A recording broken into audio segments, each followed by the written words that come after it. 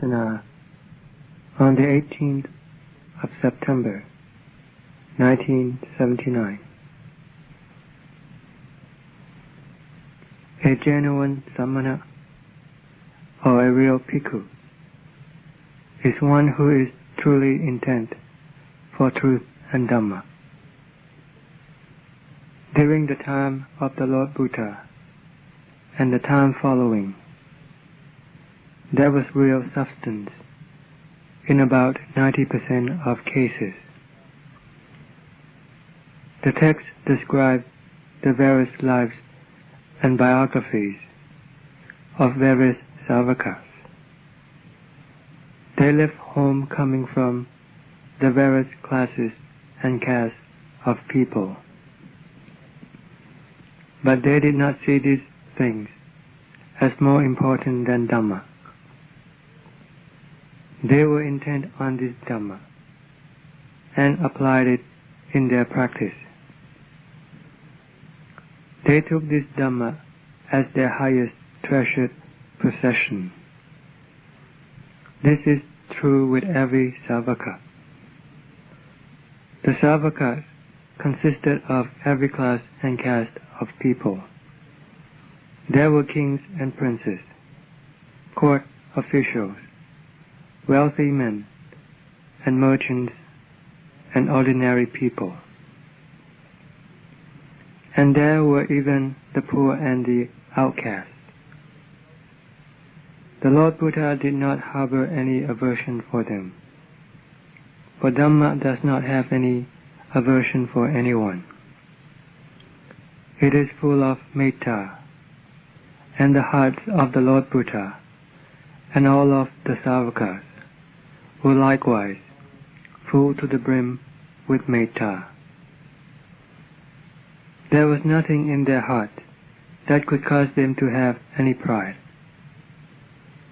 This snobbery or self-esteem is the work of the kilesas, causing people to become deluded and infatuated with it. All of the savakas had their heart set and intent on Dhamma, and earnestly practiced it following the way, for the sake of truth and Dhamma. Some of them came out from the highest and most refined class of people, from the families of kings. The 4 living requisites for kings were of the highest and most refined quality. When they left home and took the going forth, they did not take along with them their old habits and ways of life. This included the Lord Buddha and many of the savakas who came from kings' families. None of them exhibited their kingly ways, which is just the way of the world. When they left home, they also cast away all the 4 living requisites of kings. All they had were the 4 requisites of the samana. These 4 living requisites only come about through the faith or saddha of the lay devotees and from the kind-hearted people. They can be in plenty or lacking, very refined or very coarse. It just depends on what people could afford. But all of the savakas were contented with them, because their hearts already went in accordance with Dhamma, even before they had attained to Dhamma. The contrasting difference between that time and this time is like 2 different worlds. It seems as if it is not of the same sasana. For the ordinary people and merchants who had lived a hard life, it was no problem for them. Those who were used to living in luxury and easy circumstances, to kingly life and refined ways of living, had cast away all of these things. They were not concerned for dukkha or hardship. They practiced and followed the way of the samana, the way of the bhikkhu, taking it as their basis of heart. They had totally left their worldly ways behind. This is what a real and genuine bhikkhu is like. When one goes out to live in the forests and the hills, there aren't many things that one can take with one to provide one with ease and comfort, like the kinds of comforts the world is used to. Things have to go according to what is available. I used to wander in the hills and forests myself, and I have had some experience of this way of life, so I know what it is like. People give the things that they have, the things that they use, and the things that they eat, following their faith and conviction. And I have some knowledge of this. There is a great contrast from living in the town to living in the forest, and this concerns the living requisites. With this much experience, I can already make comparisons with today and the time of the Lord Buddha, and have some idea what it was like for the Savakas. There, the dwelling was usually in the forest, and had to be at least 1 kilometer away from the vicinity of the village or the town. Or they could be living along the hillsides, or in caves, or by the cliffs. How could they find any ease and comfort from these places? Their hearts, however, were already going in accordance with Dhamma, even before they had attained to Dhamma.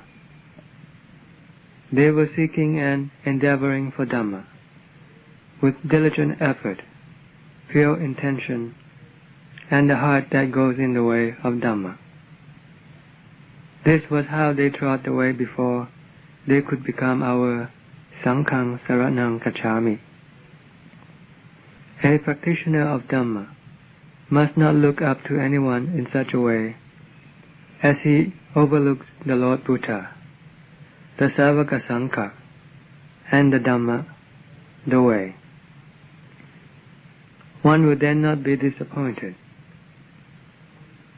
When one is going through dukkha and hardship, one has to take up the Lord Buddha and all of the Savaka Sangha as one's ideal and follow their example. All of them had to undergo a lot of difficulty and hardship. They did not take the easy way out.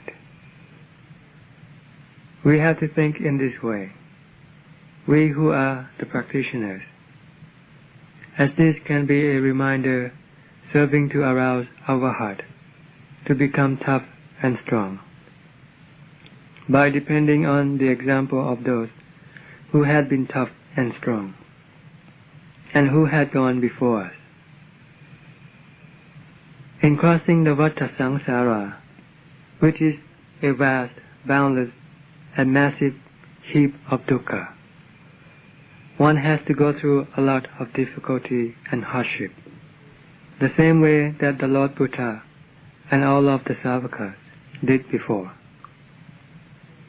They encountered a lot of dukkha and torment, and this was especially severe for those who came from the most high and refined classes, much more so than for the merchants and ordinary people who had already been through a lot of hardship before going forth. People are not the same as they come from different backgrounds and different ways of life. So when they have to change their way of living, there must be dukkha and hardship. But they were not concerned about it.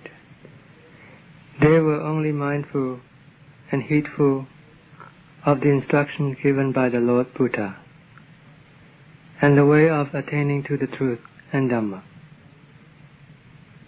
They totally trusted their lives and took up the truth and the refuges with the teaching of the Lord Buddha. They considered the 4 living requisites, gifts and offerings that the lay people had offered to them as the means of sustaining their lives, so that they could fully exert in their practice the development of the Samana Dhamma, and so that they could attain to the realm free from dukkha, following their aim and intention, something that they would be happy with.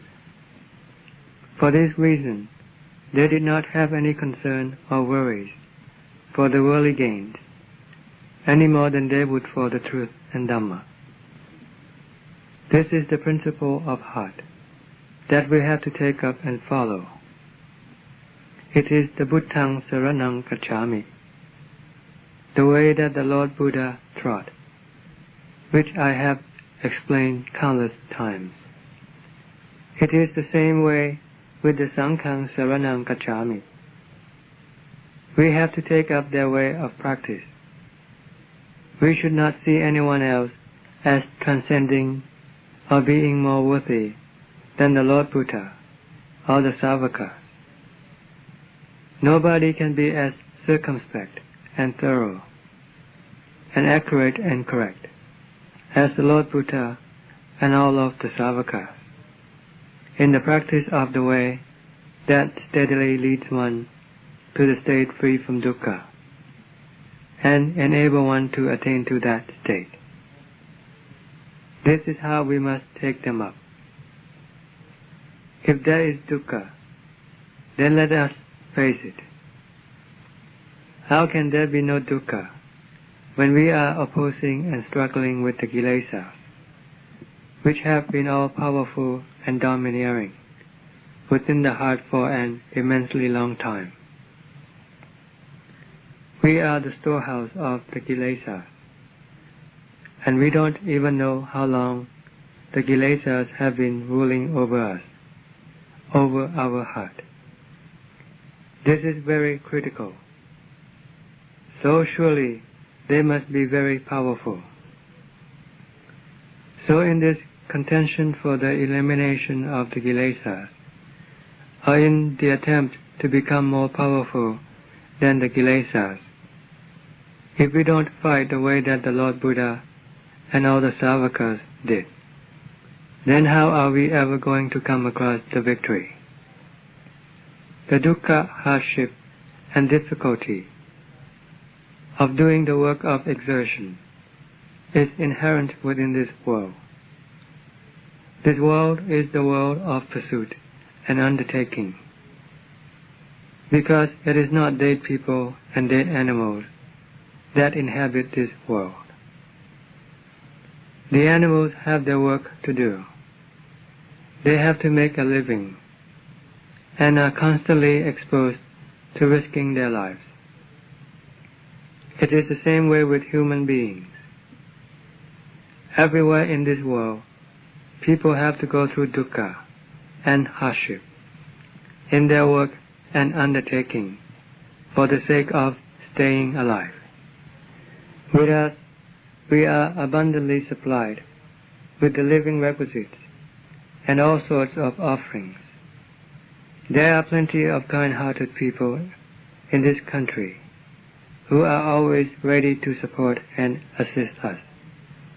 We who are earnest and intent about our practice and worthy of their respect and admiration, they are happy for a share of our merits.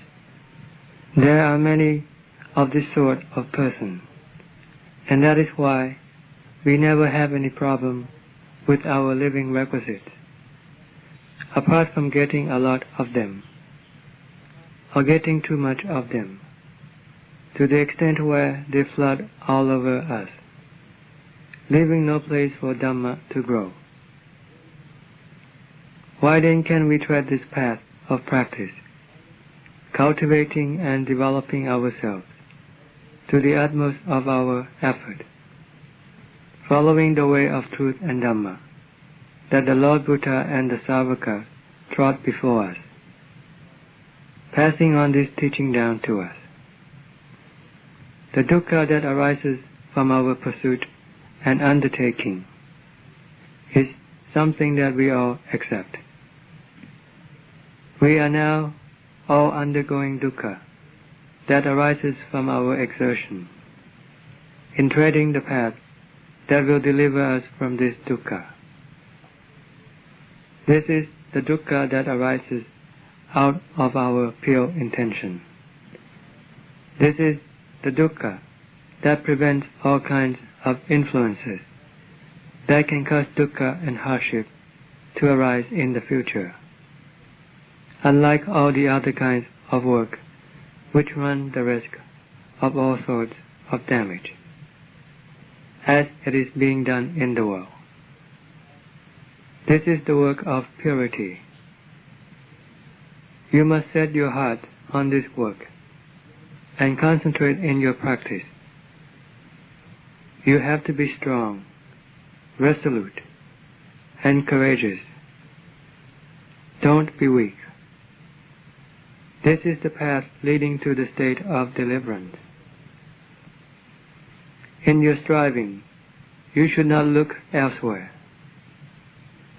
In looking at the kilesas, you must look at them within your heart. The heart constantly brings up the kilesas. Avijja paccaya sankhara. Listen to that. Avijja is the source, the vital force that thrusts and pushes out by way of sankhara and vijnana, and by way of eyes, ears, nose, tongue, and body. It projects outwards, so that it can become entangled with the external things, then rounding up all the dukkha and hardship into ourselves. When we don't have sati to discern the nature of these things with circumspection, then we will be constantly amassing and accumulating the kilesas within our hearts, in spite of us being practitioners. We will get to see this very clearly. When it is the time for us to know this, then the knowledge will not be able to keep away from us. I practiced before, and I am not boasting. When we are struggling along and moving on with difficulty, let us be aware that this is so.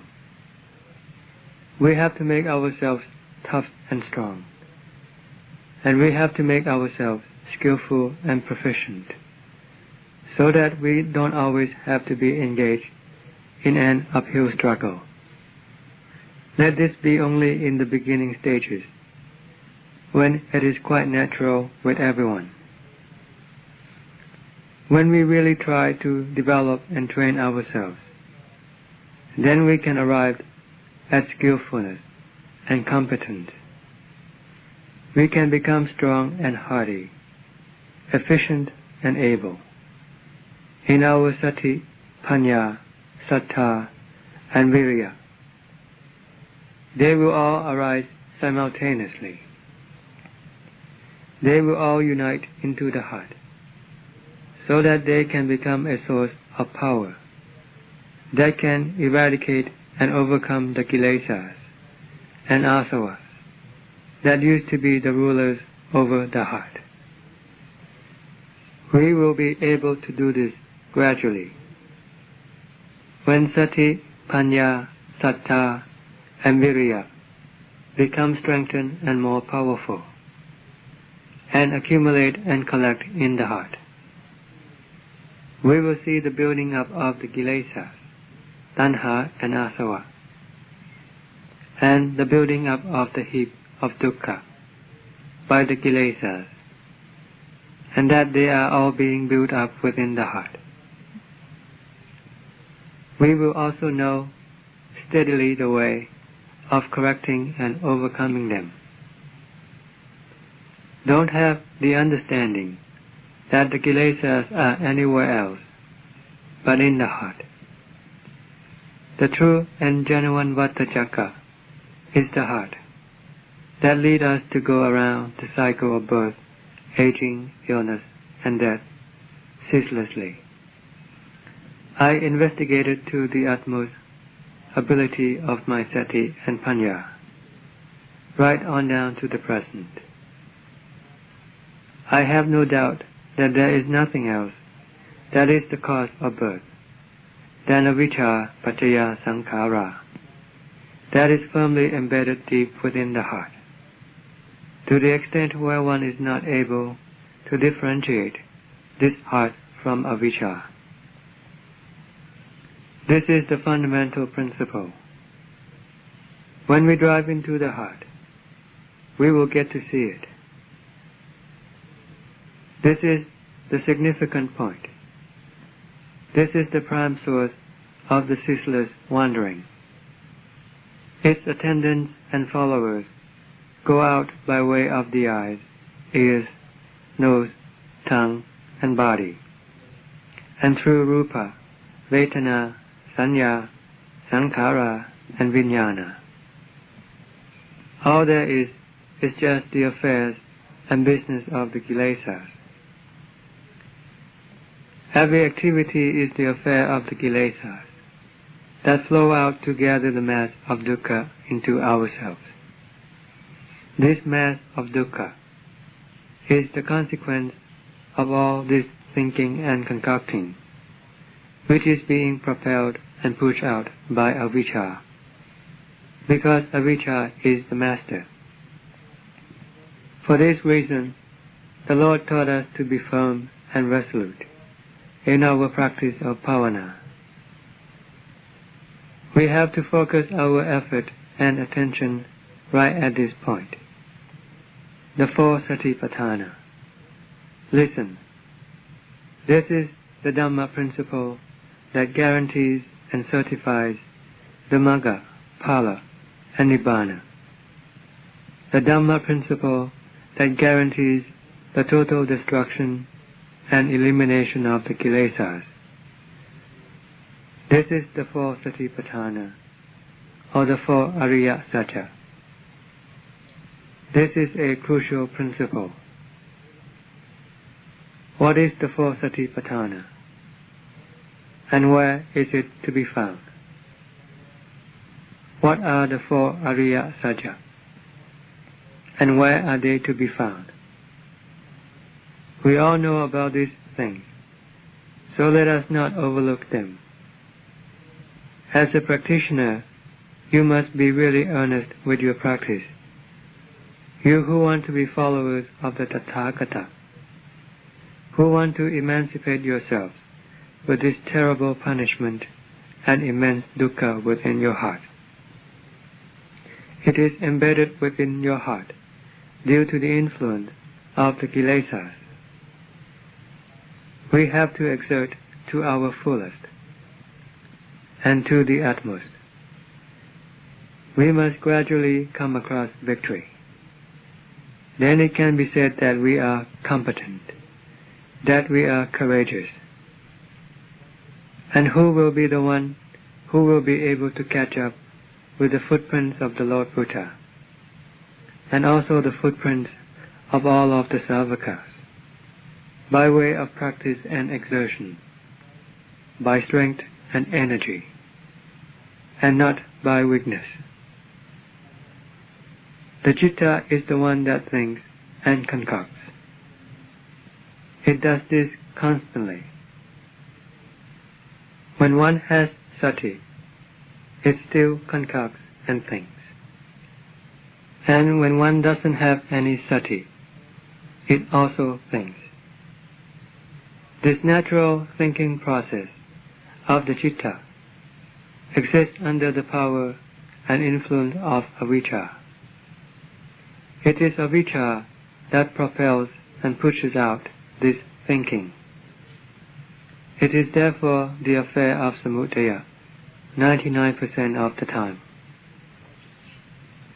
If one is a practitioner and one doesn't observe, then 99% of the time will be samudaya. And when one is absent-minded, then it is 100%. What does it concoct up? It concocts up love and hate, anger and aversion, sorrow and happiness. Both the present and the future are about this love and hate, aversion and anger. They all come out of the heart, which is the one which draws up these images or pictures. It keeps on constantly drawing up these pictures. It concocts up this and concocts up that. Once these concoctions come up, the citta then becomes immersed and obsessed with them. How can the citta, within the course of the day, remain still, without drawing up any pictures, which are these concoctions and thinking to fool and deceive itself? Is this really possible? The citta lives with its own deceptions, but right now we cannot yet comprehend this. For this reason, we have to investigate and develop the citta so that it can come to calm. When it has enough calm, then one must investigate with panya, digging and searching into the four satipatthana, which is the body. Kayanupassana satipatthana. One has to investigate the body to clearly perceive its nature.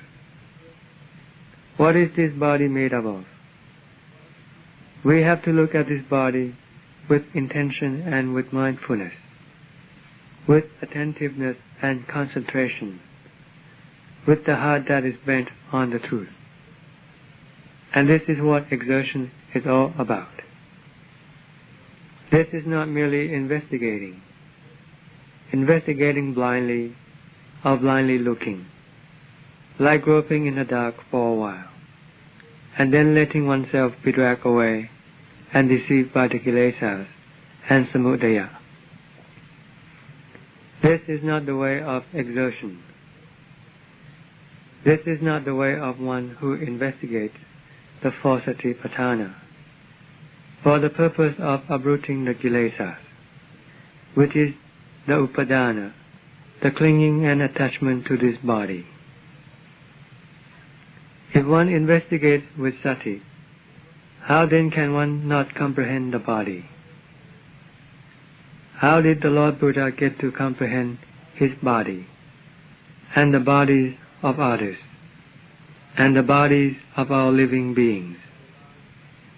Thus he is known as Lokavitu, the knower of all the worlds. The ability of Lokavitu is within the scope of both the Lord Buddha and the Savakas, except that the ability of the Lord Buddha is far more extensive and wider in scope, as befits the plane of the Buddha.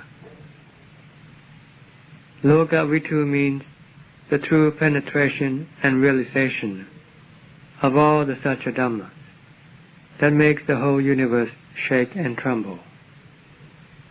There isn't a single living being that doesn't have any Satya Dhamma. Some are complete and some are not. Sati and Panya have to be developed in order to become one form of Satya Dhamma. This is the corrective Satya Dhamma.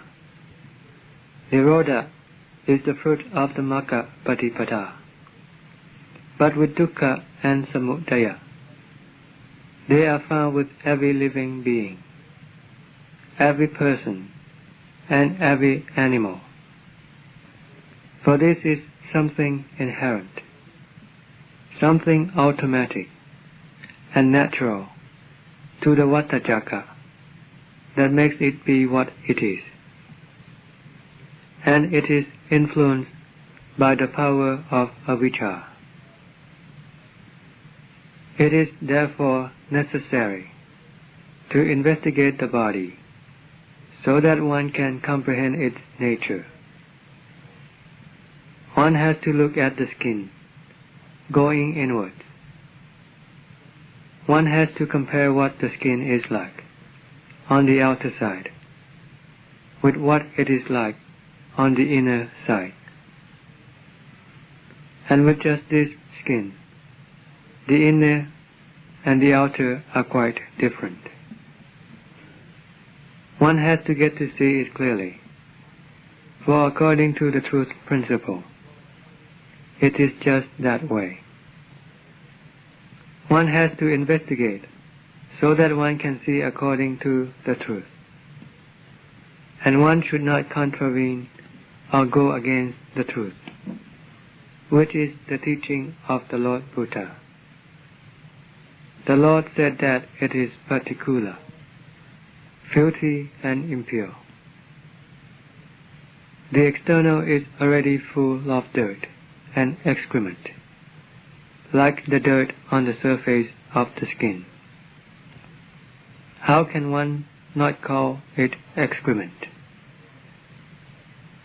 It is found all over, both on the top and on the bottom.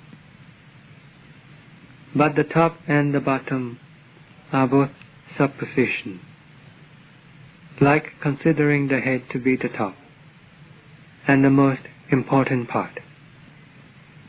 But the excrement does not take this into consideration, for it is also found on the head. There is excrement found all over the head and all over the body. Does this excrement give any credibility to this supposition? We must not be deluded, and we must investigate to see according to the truth. According to the truth of particular, when it exists, and according to the truth of particular, when it has passed away. When the body decomposes, it will then really exhibit its particular nature. At this time, it is only wrapped up by the skin, just enough to make people worth looking at. But when we turn the skin inside out, how can we be worth looking at anymore? Both man and woman will become quite a horrible sight to see. There is only the skin that obscures the eyes of undiscerning people. It is only a very thin layer of skin, and yet we are not capable of penetrating it. How then can we say that we have panya, the wisdom and the discerning ability? The Lord Buddha had penetrated it, and so had the Savakas. That was what their panya was like. We have to fathom into the truth, and we must not run against or go contrary to this truth by calling something that is not beautiful, beautiful, and something that is not attractive, attractive, by calling something that is not permanent, permanent, and by calling something that is not I, something that is impermanent, suffering, and not self, as I and mine. If we are constantly going against the Dhamma of the Lord Buddha, then it means that we are not capable of pitting ourselves against the kilesas. This is because when the kilesas direct us to go contrary to Dhamma, we follow right behind them. The kilesas always go against Dhamma. The kilesas contravene Dhamma. The kilesas oppose Dhamma. This is because the kilesas are always antagonistic to Dhamma. We must therefore resist them. Even if we want to see things, if the things that we see give rise to the kilesas, then we must not see them. Even if we want to listen to things, if the things that we hear give rise to the kilesas, then we must not listen. This applies to anything that comes into contact with the eyes, ears, nose, tongue, and body, or the heart, and any kind of concocting and thinking about anything. If they give rise to the kilesas, then one must resist. One has to really restrain and curb oneself. Apart from that, one also has to dig and search into those kilesas that have already been established within one's heart. One has to see according to the truth principle. If one wants to look at a supa, one has to see it inside one's body. Is there a single part even as big as a grain of sand or a pebble that is not particular, filthy and impure? There isn't any to be found, for this whole body is particular. Even if one uses a needle to pierce this body, one will only come across filth and impurities, and anicca, dukkha, and anatta. So are we still going to persist with our attachment to it?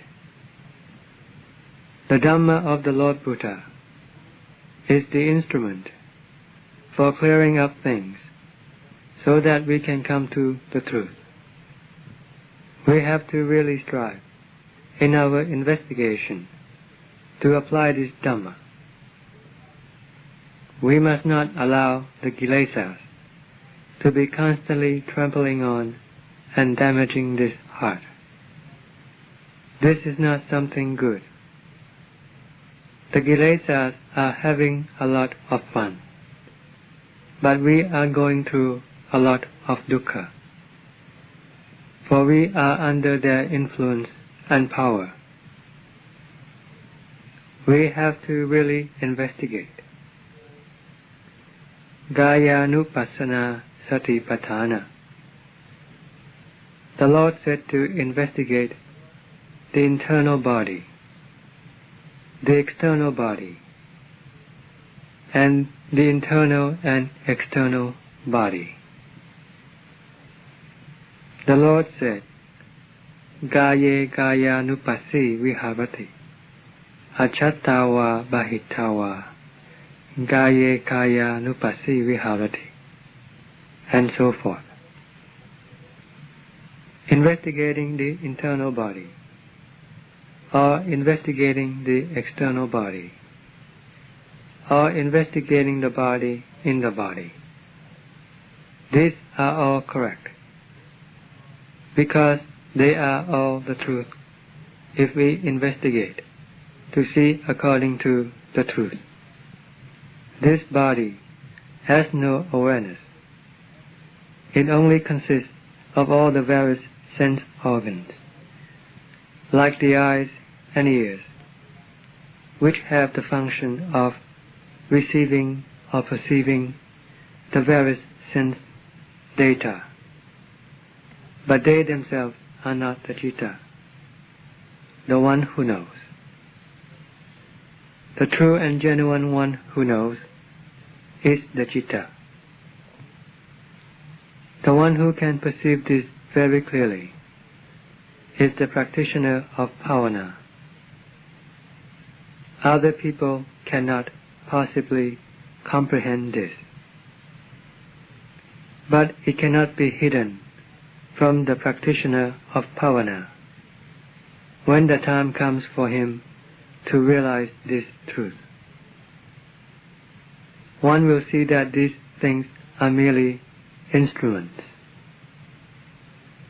When the citta withdraws itself from them, then even if there are the eyes, there will not be any sight, although the eyes are not blinded.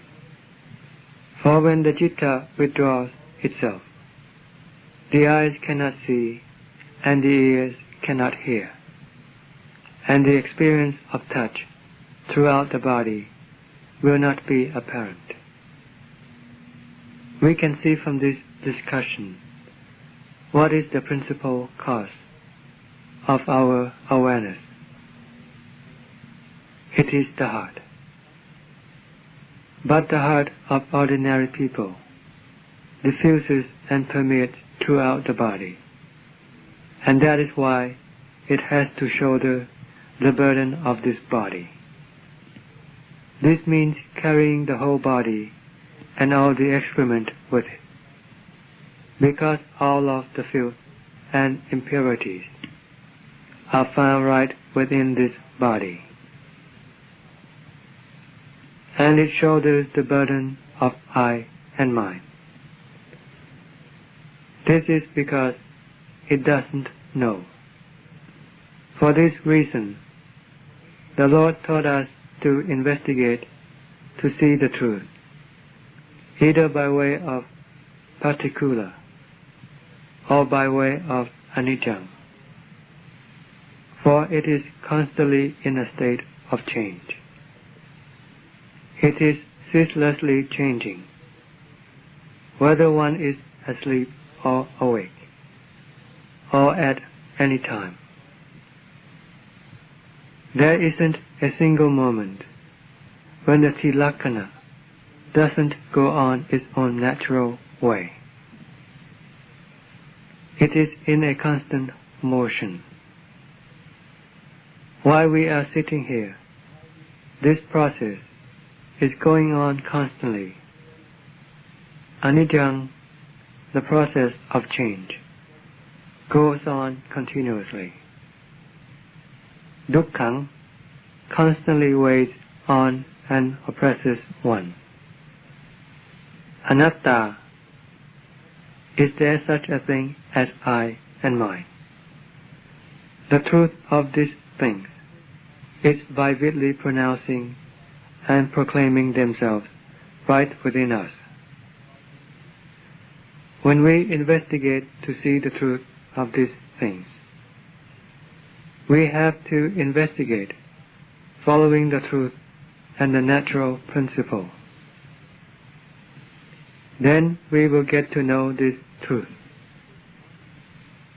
Once we have realized this truth, then the attachment and the fixed views will withdraw themselves naturally.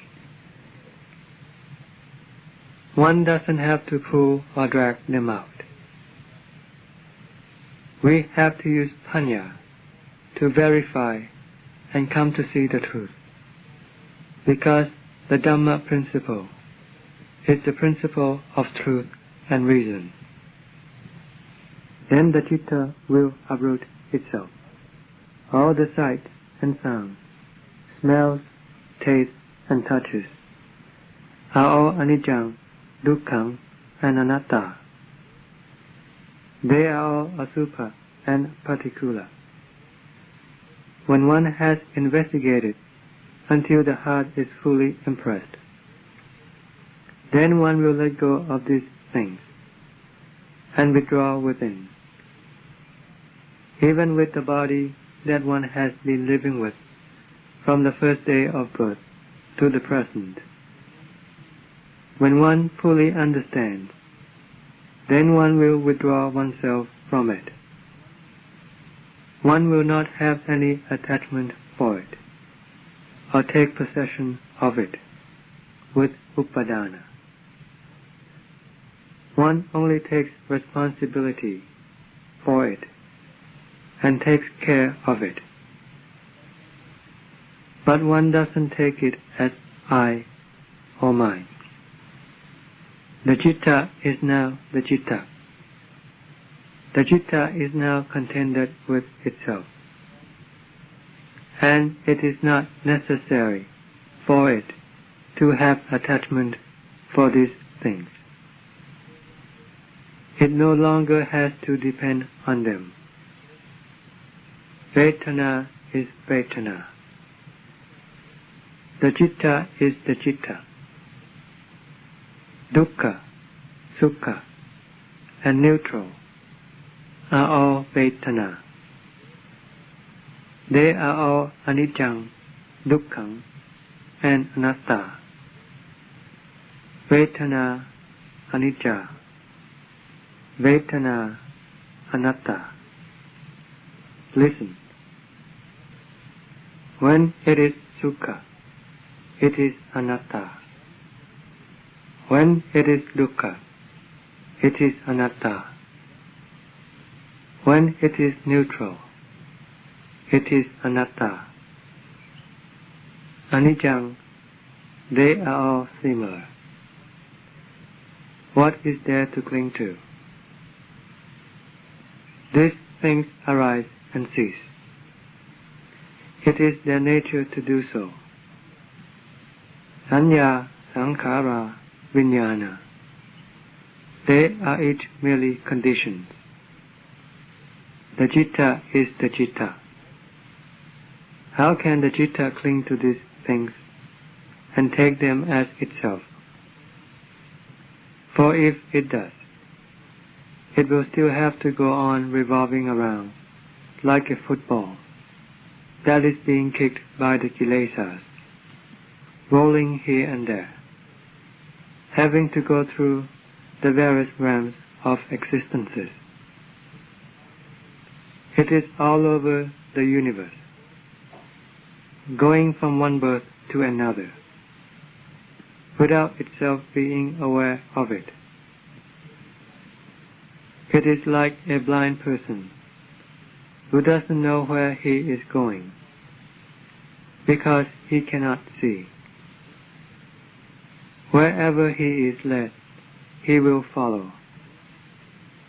Wherever the citta is led by the kilesas, it will follow. But it doesn't know where it is going. Although in various forms of existences, it has experienced extremely severe dukkha. It can be seen of this body that there isn't happiness all the time. There is also intense dukkha during the time of illness, or any kind of pain or torment that arises within the body, from whatever cause.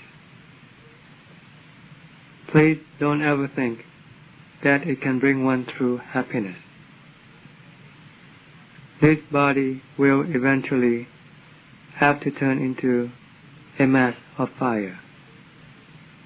And when there is upadana, then it will be extremely severe, due to one's worry and confusion.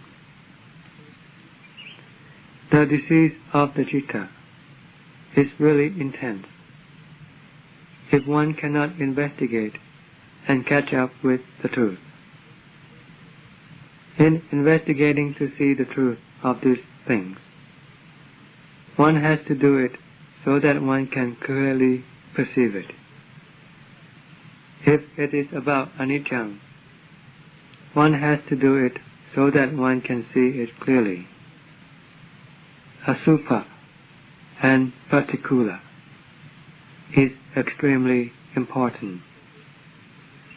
It is the principal point, the aspect that one has to investigate. One can investigate the external. one can also investigate the internal.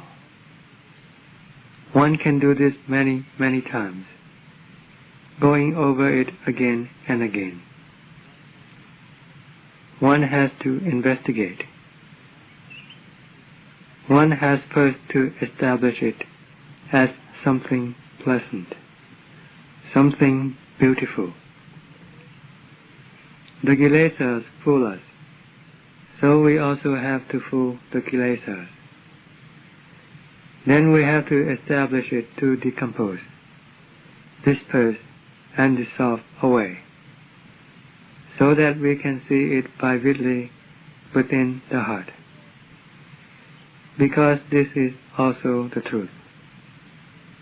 When it has been clearly comprehended, then as far as letting go is concerned, there is no problem. This upadana is extremely heavy. How can one say that a whole mountain is heavy? Has anyone ever carried a mountain? Has a whole mountain ever oppressed or weighed down anyone? It has never taxed anyone. It just exists by itself. But this body is a parahave panchakantha. It is a very heavy burden. The Lord said, Parahave panchakantha, the 5 conducts, are extremely burdensome. The Lord did not say that a whole mountain was extremely heavy or burdensome, but He did say it of the 5 conducts. This is where one has to investigate. One has to look at the internal. One has to look at the external. Then one has to establish them to dissolve and disperse away. How can the kilesas consider them as something whole, as something pleasant, and as something attractive? This perception is going against the Dhamma.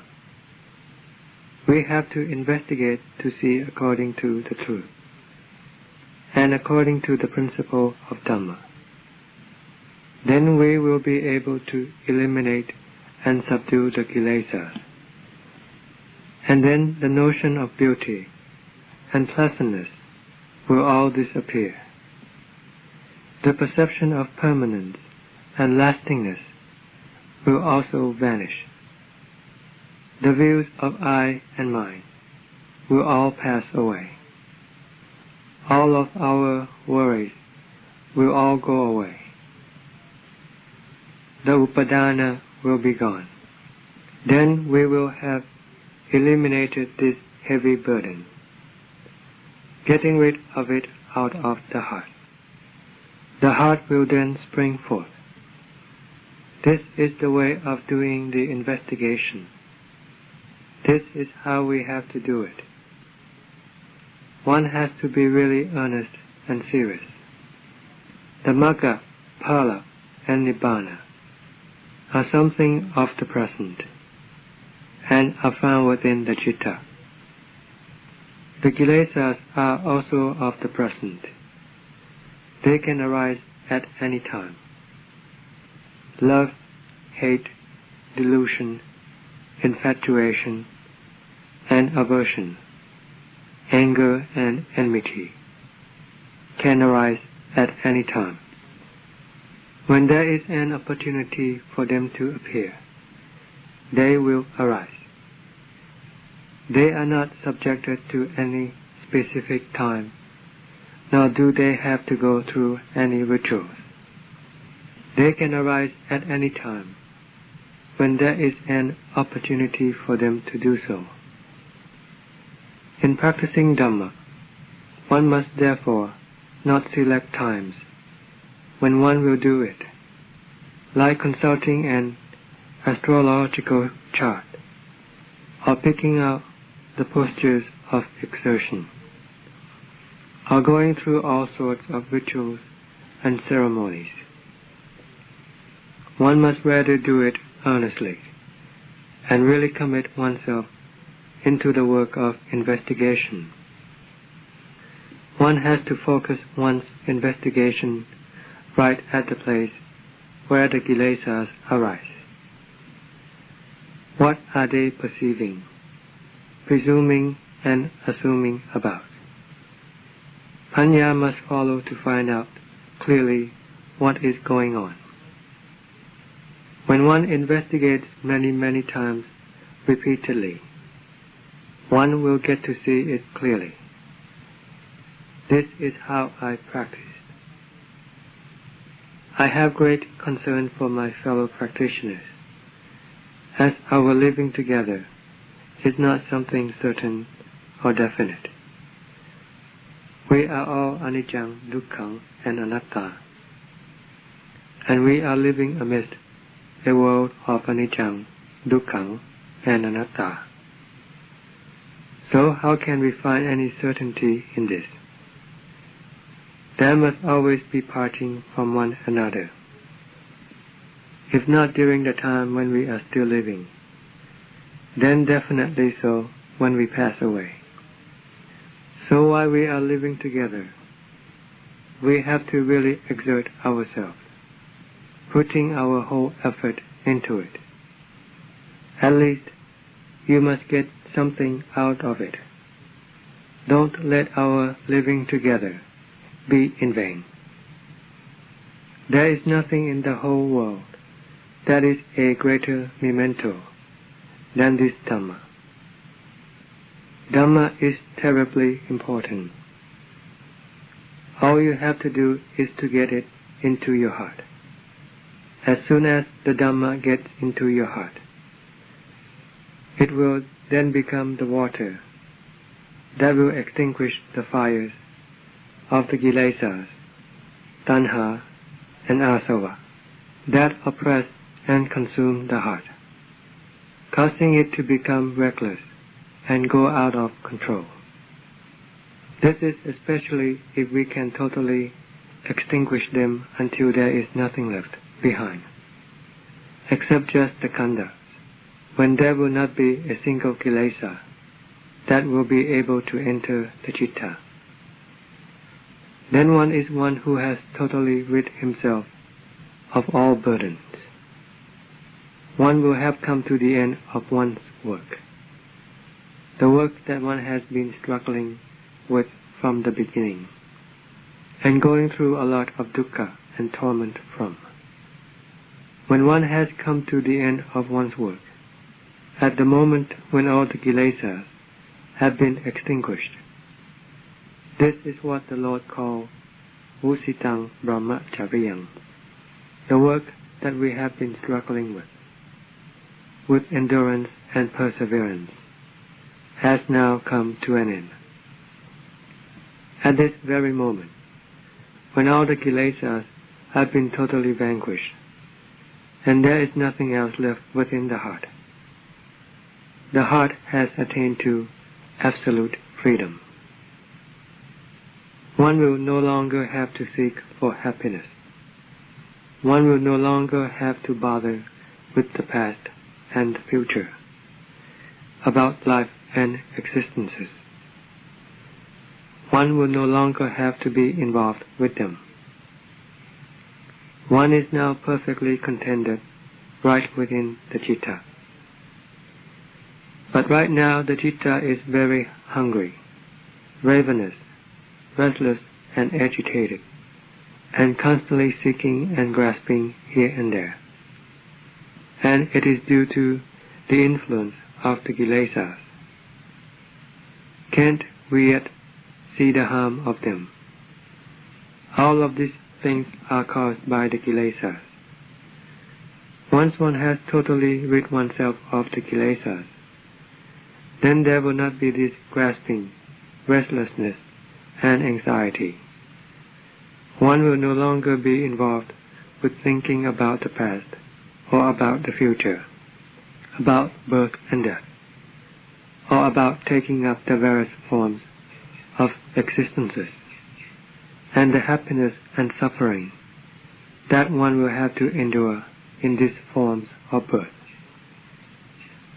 One will not waste one's time thinking about them, because one has now truly realized and penetrated the truth entirely and absolutely.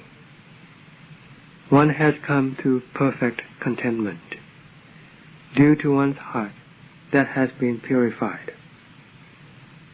This is the value or the fruit of one's exertion and practice, in which one has to go through a lot of difficulty and trouble. There is an end to this work. The work of uprooting the kilesas can come to an end once one has arrived at that point. Whether one wants to do it anymore or not, there is no problem. One will do the practice, but only as the Vihara Dhamma, the Dhamma of enlivenment. So long as the citta is still possessed with these khandhas, this is the enlivenment Dhamma of the citta and the khandhas. Why do we call it enlivenment Dhamma? This is because it will maintain the khandhas and keep them going until they come to cease when their natural time has come. When one has done a lot of work, one can get worn out in the khandhas. But the citta that has been purified, how can it get worn out? How can this citta incur a loss? Or what can it prevail against? With this citta, there is neither gain nor loss. There is no fear of death or living. There is no death or birth. All of these are not to be found once one has attained to that state or to that nature.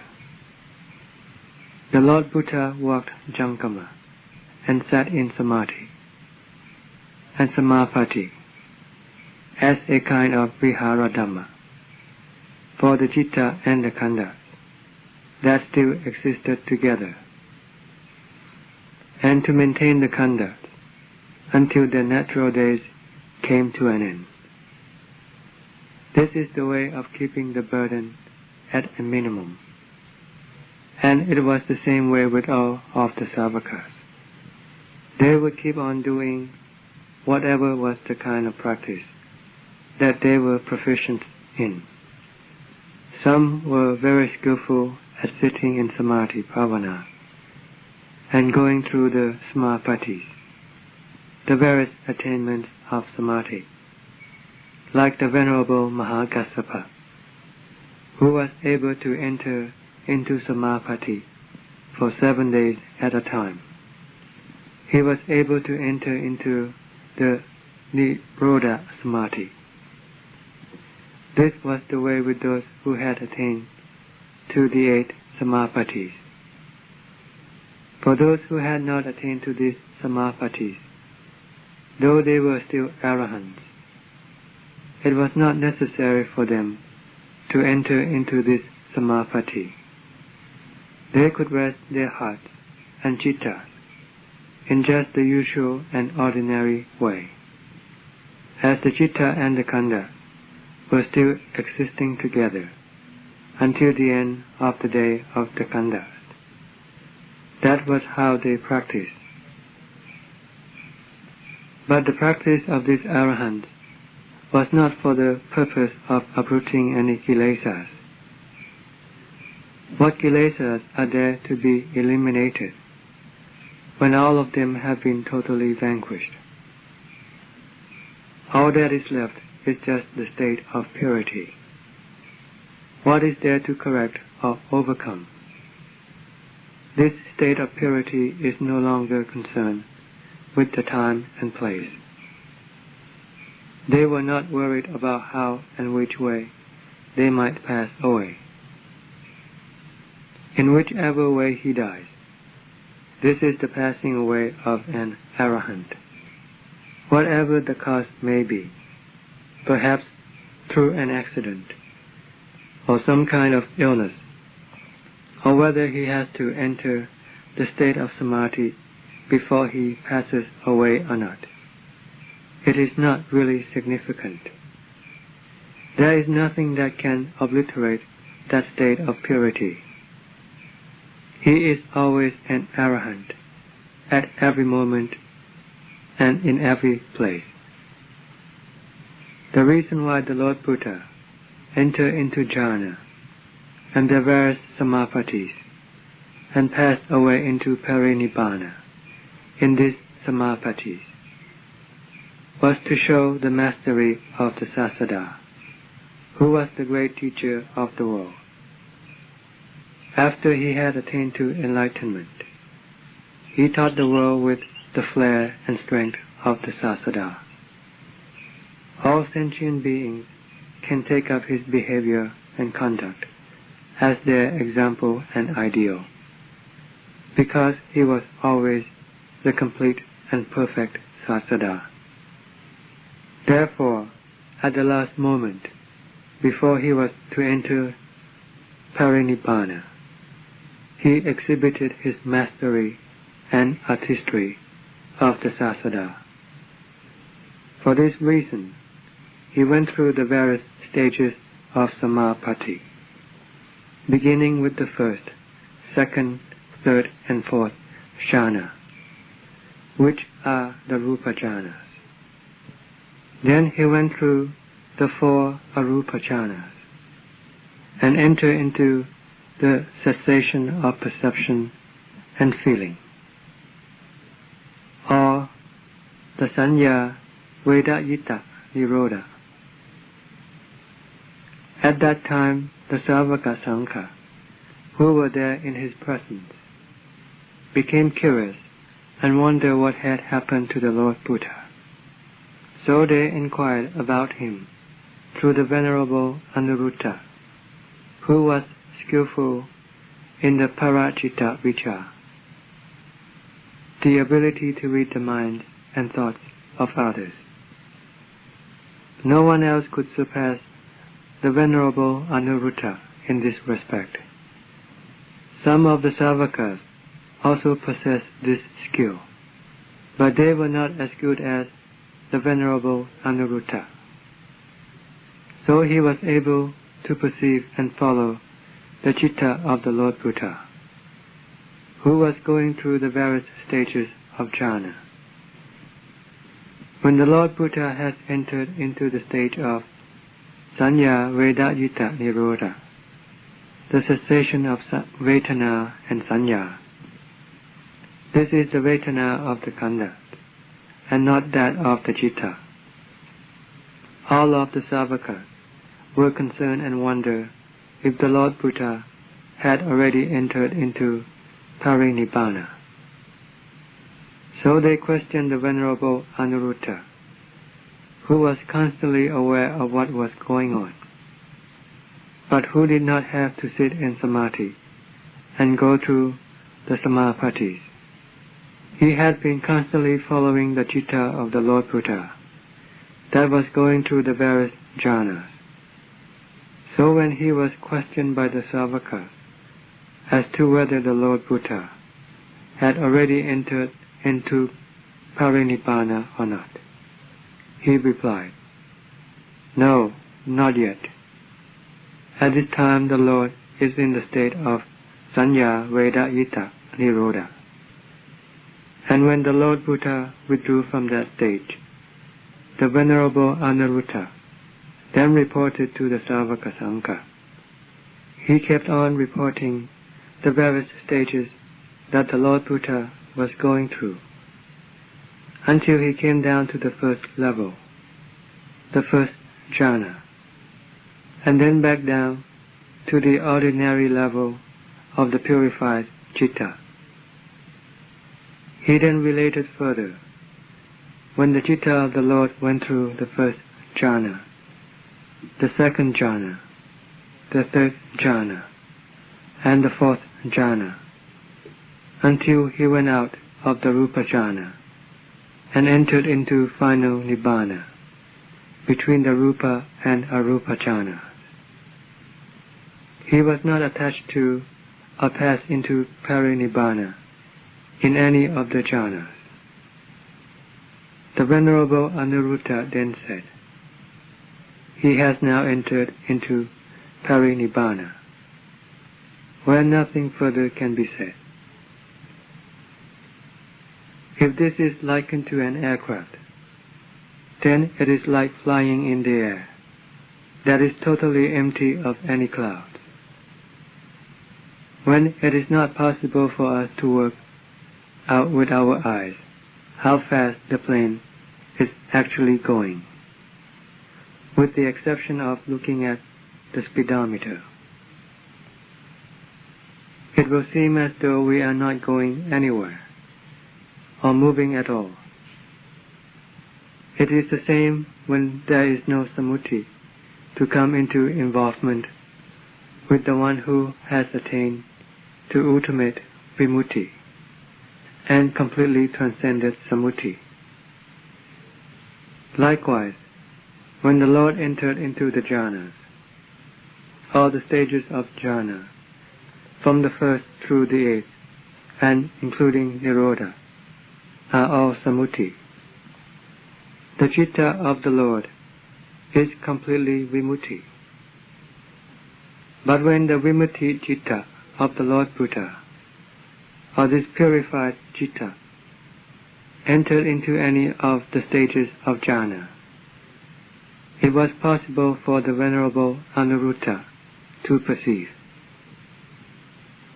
He was able to relate to others as the citta of the Lord went through the various stages of jhana, until he got to the last stage of sammuti. This is the stage of sanya vedayita nirodha.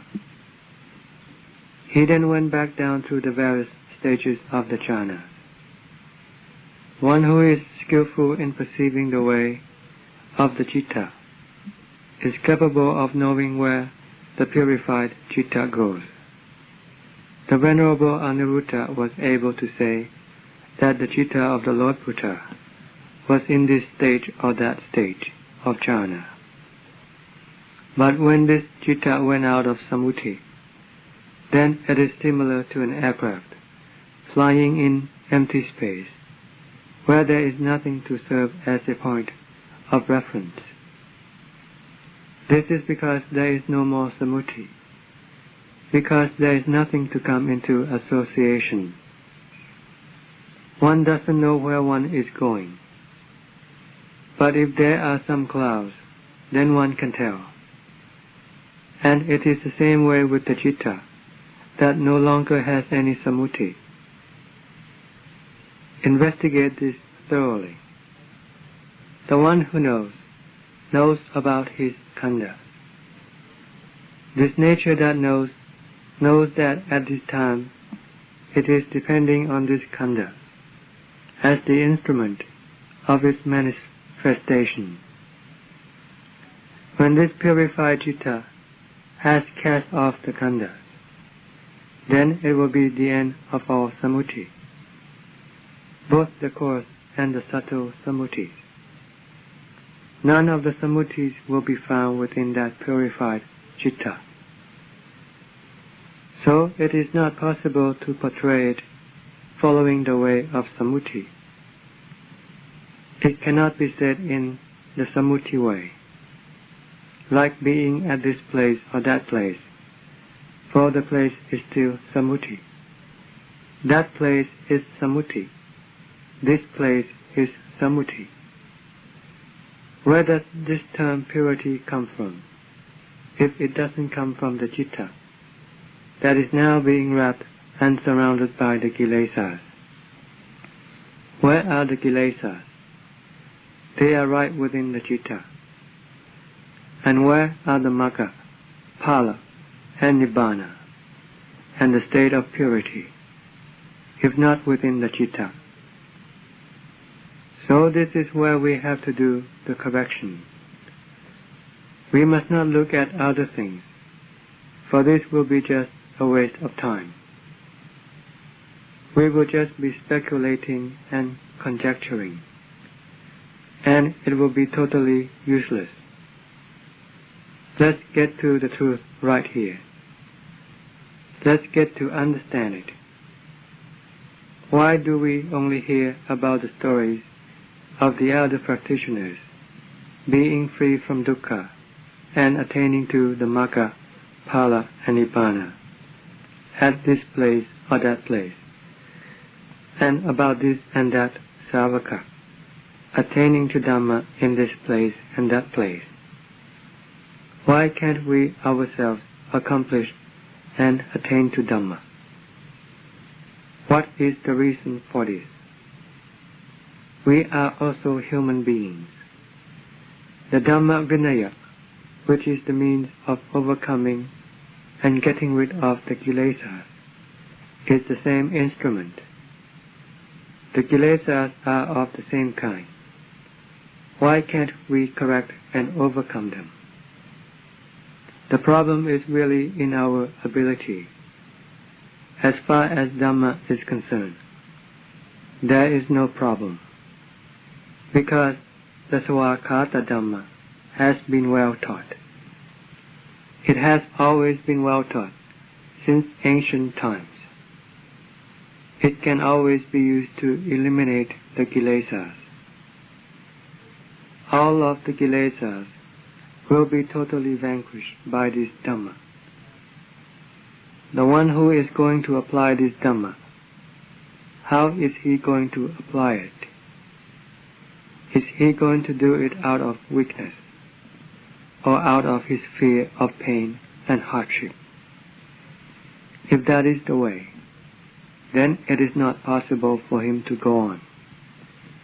Even when one is fully equipped with the instruments, one can still let one's enemies trample on and destroy one, if one doesn't use these instruments to contend with them. Even if one can study the Swakkata Dhamma and commit it to memory like a parrot, it is of no benefit, because the kilesas are not afraid of this. They are only afraid of the practice that depends significantly on sati, panya, sattha, and diligent effort. This is the fundamental principle. During the time of the Lord Buddha, or at this time, or in the future, the kilesas are always afraid of Dhamma. You have to really commit yourselves into the practice. Don't relent or let go of it. End of Desana.